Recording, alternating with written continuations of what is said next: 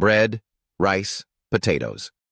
These are staples in almost every kitchen, yet if you have diabetes, you've probably been told to avoid them. But you don't have to give up your favorite foods if you know the right tricks. Today, I'm going to share 6 science-backed strategies that let you enjoy bread, rice, and potatoes without spiking your blood sugar. Stick around because the first trick alone can reduce glucose spikes by up to 35% using the same meals you already eat. Here's the first game changer most people don't know about: resistant starch. Normally, starchy foods like bread, rice, pasta, and potatoes break down quickly into glucose, causing dangerous blood sugar spikes. But resistant starch behaves differently. Instead of being digested in your small intestine, it travels to your large intestine where gut bacteria ferment it. This produces short-chain fatty acids like butyrate, which improve insulin sensitivity, reduce inflammation, and feed the lining of your colon. The easiest way to get resistant starch is to cook your starchy foods, then cool them in the fridge for at least 12 hours before reheating. This simple step can increase resistant starch by 150 to 200%, turning a blood sugar spike into a manageable meal. You can do this with rice, potatoes, pasta, or even bread in some cases. Foods naturally high in resistant starch include beans, lentils, chickpeas, green peas, steel-cut oats, and barley. Next, let's talk about food pairing.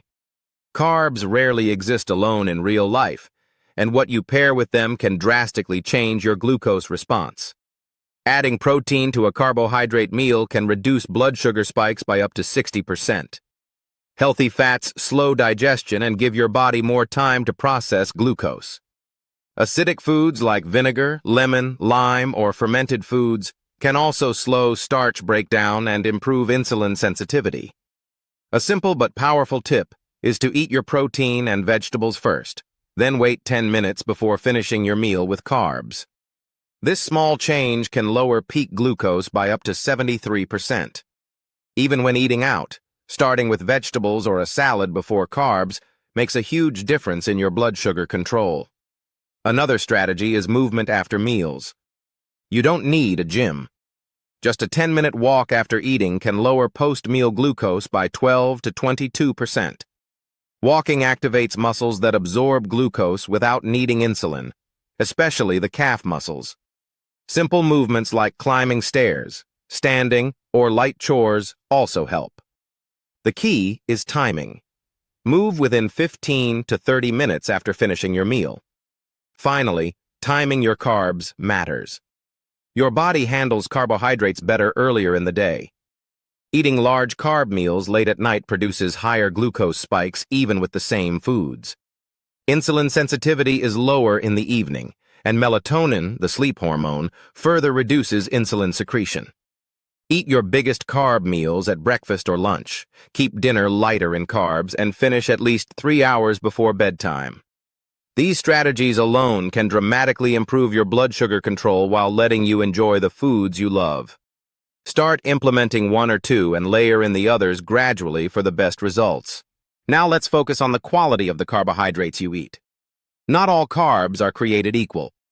Highly processed carbs like white bread, instant oatmeal, or pastries digest quickly and flood your bloodstream with glucose, causing sharp spikes and crashes. Whole, minimally processed carbs digest slowly, providing steady energy and smaller blood sugar rises. For example, white rice has a high glycemic index and almost no fiber, while black or wild rice has a much lower glycemic index and more fiber, producing a gentler glucose response. White bread spikes your blood sugar in minutes, but sprouted grain or sourdough bread digests slower and contains natural resistant starch, reducing glucose spikes. Russet potatoes are among the highest glycemic foods, whereas sweet potatoes are lower, rich in fiber, and improve insulin sensitivity. Cooking, cooling, and reheating potatoes can lower their glycemic impact even further. Pair these higher quality carbs with protein, healthy fats, and non-starchy vegetables. Eating carbs last in your meal after protein and vegetables slows digestion and reduces glucose spikes significantly. This combination transforms foods that normally cause sharp blood sugar rises into manageable, even beneficial meals for your metabolism. Next, we have one of the most powerful but often overlooked tools: vinegar. Just 1 to 2 tablespoons of vinegar before or during a meal can reduce glucose spikes by 20 to 35%. Vinegar slows stomach emptying, improves insulin sensitivity in muscles, and reduces glucose production in the liver. Dilute it in water or use it in salads, marinades, or cooking to enhance your body's natural blood sugar control. These strategies, resistant starch, smart food pairing, movement after meals, timing your carbs, choosing higher quality carbs, and using vinegar, work together to help you enjoy bread, rice, and potatoes without the fear of dangerous blood sugar spikes. Start with 1 or 2 and gradually add the others for maximum benefit. Now let's put everything together into a complete blood sugar control routine you can start using today. Before your meal, drink 1 to 2 tablespoons of diluted vinegar about 10 to 15 minutes prior. This primes your digestive system and improves insulin sensitivity. For meal preparation, cook your rice, potatoes, or pasta the night before. Refrigerate overnight and reheat before eating. This creates resistant starch, which can reduce glucose impact by 40 to 50%. When it comes to meal composition, never eat carbohydrates alone. Always pair them with protein, healthy fats, and non-starchy vegetables. Start your meal with vegetables and protein, wait about 10 minutes, then finish with your carbohydrates. This simple sequencing reduces peak glucose by up to 73%. After eating, make sure to move for at least 10 minutes within 15 to 30 minutes of finishing your meal. Even light activity like walking, climbing stairs, or household chores activates your muscles to absorb glucose and lowers post-meal blood sugar by 12 to 22%. Timing also matters. Eat your carbohydrate-rich meals earlier in the day, ideally at breakfast and lunch, and keep dinner lighter in carbs. Finish eating at least 3 hours before bedtime. Finally, focus on carbohydrate quality. Choose whole, minimally processed foods like steel-cut oats, sprouted or sourdough bread, brown, black, or wild rice, and sweet potatoes instead of their highly processed counterparts. You don't need to implement everything at once. Start with 1 or 2 strategies like eating your carbs last or taking a post-meal walk, and gradually layer in the others.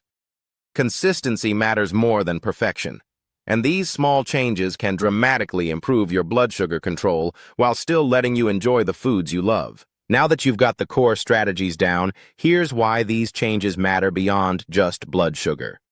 Stabilizing your glucose doesn't just help people with diabetes, it benefits everyone. You'll notice more stable energy throughout the day, better mental clarity, fewer cravings, easier weight management, and long-term metabolic health. Those sharp spikes and crashes aren't only a diabetes problem, they contribute to inflammation, accelerate aging, damage blood vessels, and increase the risk of chronic diseases. By using these strategies, you're not just controlling blood sugar, you're optimizing your entire metabolic health. Start small. Maybe begin with eating your carbs last and adding a 10-minute walk after meals.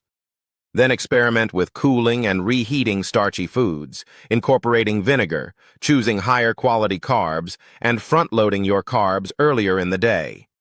Layering these strategies creates a powerful, synergistic effect that transforms your relationship with food and your body's response to it.